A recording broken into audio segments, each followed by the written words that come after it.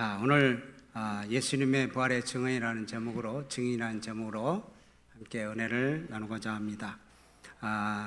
예수님께서 십자가에 죽으셨습니다. 죽으셨던 예수님께서 부활하신 날, 오늘 바로 그 날을 기념하며 하나님 앞에 부활절 예배를 드립니다. 예수님의 부활은 그 어느 누구에게도, 우리들에게도 하나님의 선물입니다. 이 선물은 거저 받는 것입니다. 이 부활이라는 것이 무슨 선물이냐라고 생각할 텐데, 우리는 하나님과 원수된 자로서 영원히 죽어 마땅한 사람들이었습니다. 그래서 멸망받아 지옥에 영원토록 살아야 되지만, 예수님이 우리의 죄의 문제를 해결하시기 위해서 십자가에 죽으시고 다시 살아나신 겁니다. 그래서 우리에게 소망이 되어주시는 거예요. 이 선물을 받은 성도들은 이 세상에서 맛볼 수 없는 기쁨이 있는 겁니다. 오늘 여기 본문 말씀을 통해서도 여러분 확인해 보실 수 있지만, 우리가 예수님을 믿는다는 그 자체 하나만으로도 우리는 기쁨이 있는 거예요.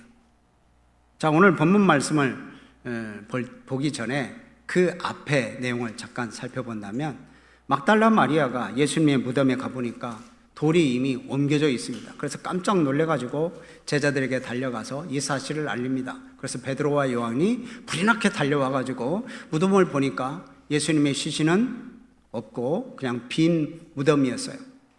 그래서 돌아갑니다. 근데 막달라 마리아는 그곳에서 슬피 울며 있다가 예수님을 만납니다. 이렇게 막달라 마리아가 예수님을 만난 이후로 이제 제자들에게 갑니다. 그래서 제자들에게 가서 내가 예수님을 만났다라고 전해요.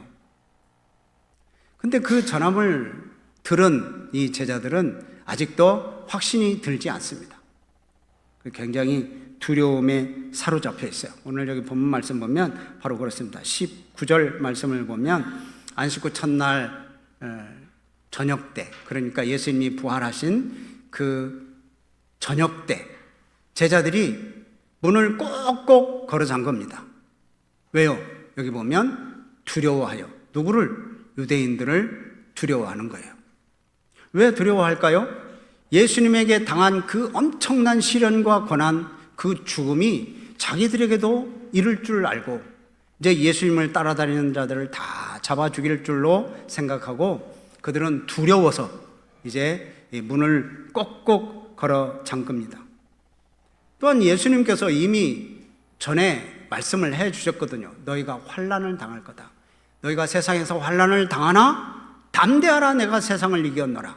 이 환난을 당한다는 것을 미리 말씀해 주셨어요. 세상이 너희를 미워하지만 너희를 미워한 것이 아니라 나를 미워한 거다.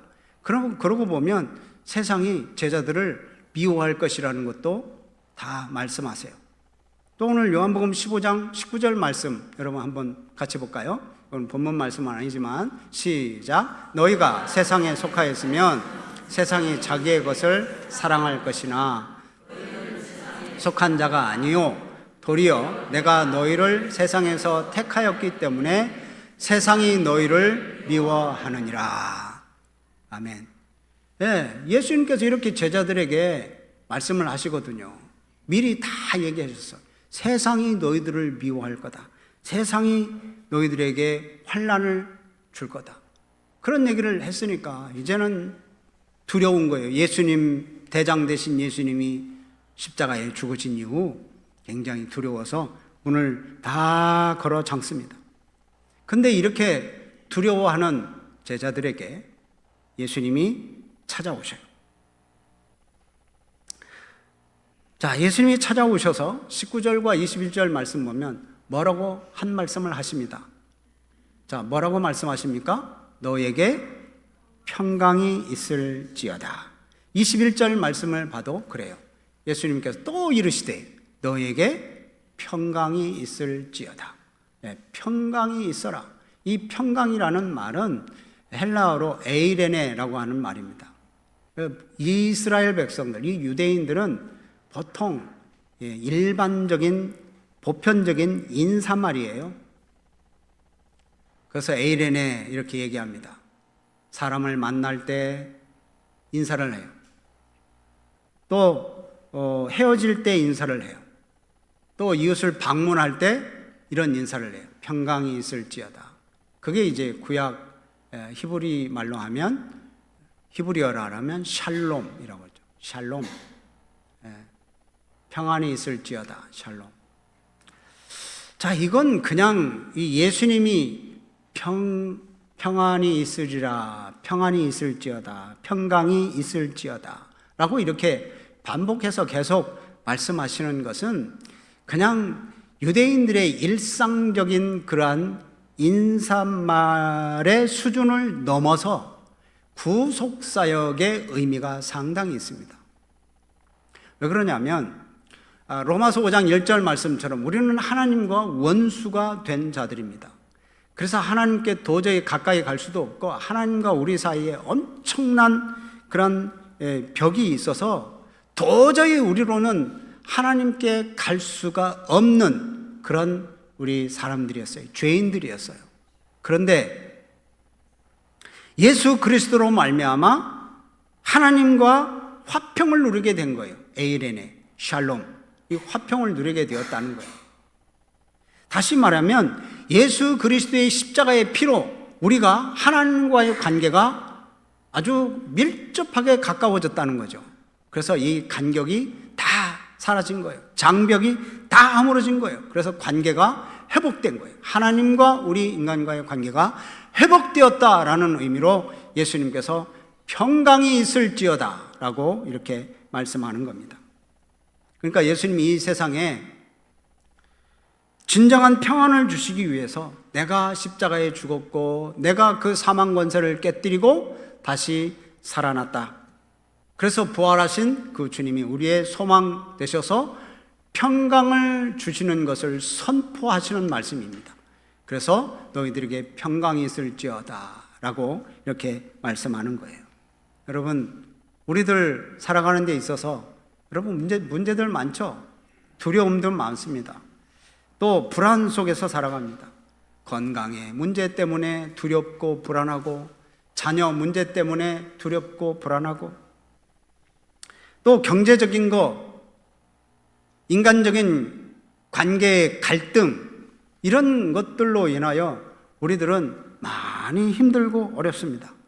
그런데 주님이 이 제자들을 찾아가서 너에게 평강이 있을지어다 라고 말씀하신 그 주님이 우리들에게도, 오늘 부활하신 주님이 우리들에게도 찾아오셔서 두려워하지 말아라, 평안해라, 평강 가운데 있어라. 그래서 우리에게도 말씀하세요. 평강이 있을지어다 라고 말씀하시는 그 부활의 주님의 음성을 들으시기를 주의 이름으로 축복합니다. 이 말씀을 하시고 예수님이 제자들에게 이렇게 손과 옆구리를 보여주십니다. 여러분, 손과 옆구리를 보여주시는 이유가 뭘까요? 손은 못이 박혔던 자리가 있습니다. 옆구리는 창에 찔린 자국이 있습니다. 친히 손과 옆구리를 보여주시는 것은 예수님께서 분명히 십자가에 달려서 죽으셨었다라는 것을 예수님이 보여주는 거죠. 확인시켜 주는 겁니다. 제자들은 이 예수님이 손과 옆구리에 그 상처를 보여주셨을 때 이 제자들은 예수님이 그 죽음 가운데서 다시 살아나셨구나 라고 이렇게 확신을 가지고 여기 말씀을 보면 기뻐했다. 보고 기뻐했다. 제자들의 근심을 부활하신 예수님께서 기쁨으로 바꿔주신 역사가 여기에 기록되어져 있습니다.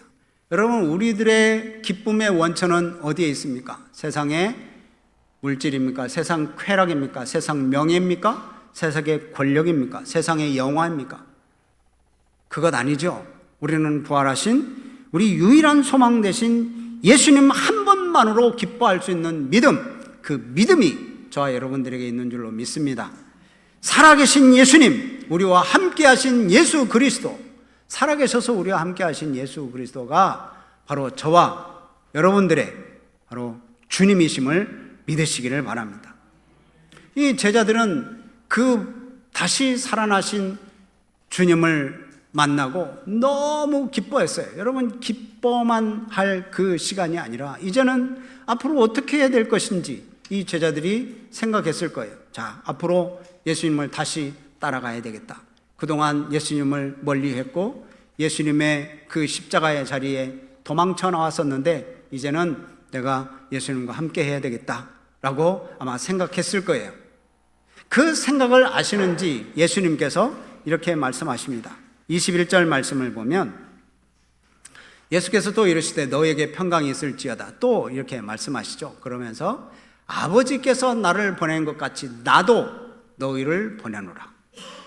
이제 제자들이 주님과 함께 해야지, 다시 주님과 연합해야지 라고 생각하고 있을 때 예수님께서 그러셔요. 내가 너희를 보낸다. 무엇같이? 아버지께서 나를 보내신 것 같이. 그러니까 예수님은 하나님께서 예수님을 보내셔서 그 하나님의 뜻에 순종해서 십자가를 지신 것처럼 이제 예수님이 제자들을 보내는 거예요. 내가 너희들을 보낸다. 그러면서 예수님이 그런 것처럼 아버지가 나를 보낸 것처럼 나도 너희를 보낸다라고 하는 것은 예수님이 하나님의 뜻에 순종한 것처럼 너희도 순종하면서 살아가라. 하나님의 뜻에 순종하면서 살아가라 라고 이렇게 말씀을 하는 거예요. 예수님이 낮은 곳으로 임하셨던 그 예수님처럼 겸손히 섬겨라. 낮아져라. 겸손히 섬겨라. 예수님이 하나님과 하나가 된 것처럼 너희들도 예수님과 하나가 되라. 너희들도 성도들과 서로 하나가 되라.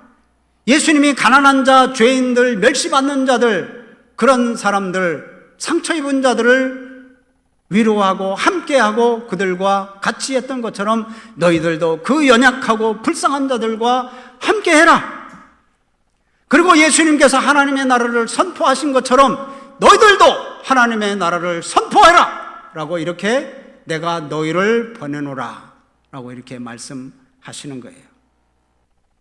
그래서 그 당시에 예수님이 보내신 그 제자들에 의해서 그 제자들이 전하고 그 전함을 받은 그 사람들이 또 다른 사람들에게 전하고, 그래서 전하고 해서 저와 여러분들이 복음을 듣고 예수님을 믿게 된 거잖아요. 이제 예수님께서 우리들에게 말씀하십니다. 제자들에게 말씀하셨던 그 말씀, 하나님께서 나를 보내신 것처럼 나도 너희들을 보낸다. 바로 저와 여러분들을 보내시는 말씀입니다. 이제는 우리가 아직도 예수님을 믿지 않는, 그래서 천국 복음이 뭔지, 예수님의 십자가의 은혜가 뭔지 모르는 사람들에게 우리를 지금 보내시는 거예요. 우리는 보냄받은 자들이 되어야 됩니다. 그럼 보냄받은 자들이 되시기를 바랍니다. 어제 토요일 날 토요전도대로 모였습니다. 비가 많이 왔었죠. 그래서 이제 비가 많이 오긴 했는데 그래도 준비한 게 있잖아요. 우리가 부활절 계란 전도하려고 600개를 준비했습니다. 우리가 뭐 100명도 안 되는데 600개를 준비했다고 하면 놀라시기도 하시겠죠. 근데 이제 점차 늘려가면서 전도를 하려고요. 어제 우리 전도대원들 몇 명 나오셔서 이제 이 주변에 상가들을 찾아가면서, 어제는 비 오니까 뭐 많은 사람들 돌아다니지 않고 상가들을 쭉 돌아다니면서 저 쌍문 시장 상가들, 또 저쪽 방향으로 상가들, 우리 이쪽 라인에 있는 그런 상가들, 저쪽 맞은편 쪽으로 있는 상가들을 쭉 돌아다니면서 우리 전도대원들이 계란 전도를 했습니다. 비가 오는데도 우산을 쓰고 우리 조끼를 입고 복음을 전했어요. 내일은 예수님이 부활하신 날입니다. 예수님이 부활하셨습니다. 그러면서 계란을 줄 때 여러분 참 그 받는 사람들은 얼마나 행복하겠어요? 그렇죠? 참 그 받는 사람들이 행복할 것 같아요. 제가 볼 때. 오늘도 우리 성도님들에게 계란을 드립니다. 많이 드리지는 않습니다. 근데 이제 이건 먹는 것도 좋지만 먹는 것보다는 그래도 전달하면서 예수 그리스도의 부활을 전하는 의미를 두면 더 좋습니다. 그래서 직장인들에게 또 직장에 가서 직장 동료들에게 전하기도 하고, 어떤 분은 부모님에게 드리기도 하고, 또 자녀에게 주기도 하고, 친척들에게도 이 계란을 줘요. 비록 삶은 계란이지만 여러분, 생계란이라고 생각하면 이 생계란에 나중에 따뜻하게 품으면 어떻게 돼요? 나중에 병아리로 부화가 될 수 있잖아요. 그래서 그런 의미를 담고, 부활이라고 하는 그런 의미를 담고 계란을 주는 거예요. 생계란을 드리면 터지고 깨지고 그럼 지저분해지니까 삶아서 구워서 이렇게 드리잖아요. 그러니까 이제 의미를 전달하는 거예요. 예수 그리스도가 이 사망 권세를 깨뜨리고 부활하셨다라고 하는 의미를 전하는 거예요. 여러분, 우리 교회 안에서 이렇게 전도하려고 애쓰고 힘쓰시는 분들이 많을수록 우리 하나님께서 기뻐하셔서 우리 교회에 큰 은혜와 축복을 더해 주실 줄로 믿습니다. 그냥 계란만 전달하는 게 아니라 이제 우리는 예수님처럼 살아야 되는 거예요. 예수님처럼 살아야 할 의무가 있습니다. 예수님께서 나를 따라오려거든 어떻게 따라오라고 그랬어요? 자기 십자가를 지고 나를 따르라. 여러분, 자기 십자가를 진다는 것은 예수님처럼 나를 죽이는 거예요. 나는 없고 이제는 오직 예수님만 계십니다. 내 삶에 있어서 오직 예수님이 나의 주인이십니다. 예수님이 나의 왕좌에 앉아 주십시오. 그래서 예수님께 그렇게 나의 삶을 맡기는 거죠. 그래서 갈라디아서 2장 20절 말씀은 여러분 잘 아는 말씀이죠. 이제 내가 그리스도와 함께 십자가에 못 박혔나니 이제는 내가 산 것이 아니요 내 안에 누가 살아요? 그리스도께서 사신 것이라. 왜? 내가 죽었으니까 이제는 주님이 사신 것과 함께 내 안에 그리스도께서 사신 것이라. 이제 내가 이 육체 가운데 사는 것은 나를 사랑하사 나를 위하여 자기 몸을 버리신 하나님의 아들 예수 그리스도를 믿는 그 믿음 안에서 산다라고 이렇게 고백을 해야 됩니다. 그래서 내 자존심, 또 내 교만, 내 세상 지식, 내 세상 자랑 다 내려놓아야 돼요. 다 내려놓고 주님과 함께 걷고 주님과 함께 죽고 그래야 주님과 함께 살아나는 거예요. 우리 찬양 있잖아요. 주 예수보다 더 귀한 것은 없네. 이 세상 부귀와 명예와 자랑 다 필요 없다고 우리는 찬양하잖아요. 예수님 한 분만으로 만족하는 거예요. 이전에 즐기던 세상 일도 주님을 사랑하는 마음은 절대 빼앗지 못할 거다라고 고백하는 우리들이 돼야 되는 거예요. 계란만 나눠주는 게 아니라 우리가 삶이 바뀌어야 되는 거예요. 그 사명을 감당하려면 우리의 각오로만 안 돼요. 여기서 보면 예수님께서 말씀하십니다. 22절 말씀을 보세요. 시작. 이 말씀을 하시고 그들을 향하사 숨을 내쉬며 이르시되 성령을 받으라. 성령을 받으라 라고 이렇게 말씀하십니다. 예수님께서 제자들을 내가 너희를 보내노라 라고 하신 후에 성령을 받으라 라고 하신 이유가 뭘까요? 그건 복음 전하는 거. 그것은 이 성령의 도우심이 없으면 결코 감당할 수 없는 일입니다. 물론 열정적으로 막 하다 보면 할 수도 있겠지만 그러나 성령의 도우심이 없으면 지칩니다. 지치고 고나고 피곤하고 괜히 또 원망 불평이 생기고. 여러분, 우리가 신앙과 사역에서 승리하려면 성령 하나님과 함께 해야 합니다. 성령 하나님은 흔히 뭐라고 말합니까? 보혜사, 돕는 자, 위로자, 중재자. 이 성령 하나님을 그렇게 표현을 하죠. 보혜사라고 말합니다. 그래서 성령 하나님의 인도하심을 받는 사람은 하나님의 뜻대로 행하게 돼요. 그래서 그 성령의 인도함을 받는 사람은 그 안에 기쁨이 있어요. 여러분 생각해 보세요. 낯선 길을 가는 그런 사람은 유능한 길잡이가 필요합니다. 여행을 가려면 여행 가이드가 있으면 훨씬 좋습니다. 그 사람이 있으면 시간과 비용을 절약할 수 있어요. 그리고 목적지에 쉽게 도달하고 그 모든 일들을 쉽게 할 수 있어요. 여러분 우리도 마찬가지입니다. 성도로서의 승리하는 삶을 살기를 원한다면 성령의 인도하심을 받아야 할 줄로 믿으시기를 바랍니다. 성령의 인도가 있어야 하나님의 말씀이 무엇을 의미하는지 이해가 돼요. 성령의 인도가 있어야 내가 진리 가운데 행함이 가능해지는 게 바로 성령의 인도하심입니다. 성령의 인도가 있어야 우리가 부활의 주님의 증인이 될 수가 있는 거예요. 우리 안에 그리스도의 영이 없으면, 성령이 없으면 우리는 그리스도의 사람이 아니라 라고 로마서 8장 9절 말씀에 그렇게 말씀하시죠. 여러분 성령 충만을 위해서 기도하시기를 바랍니다.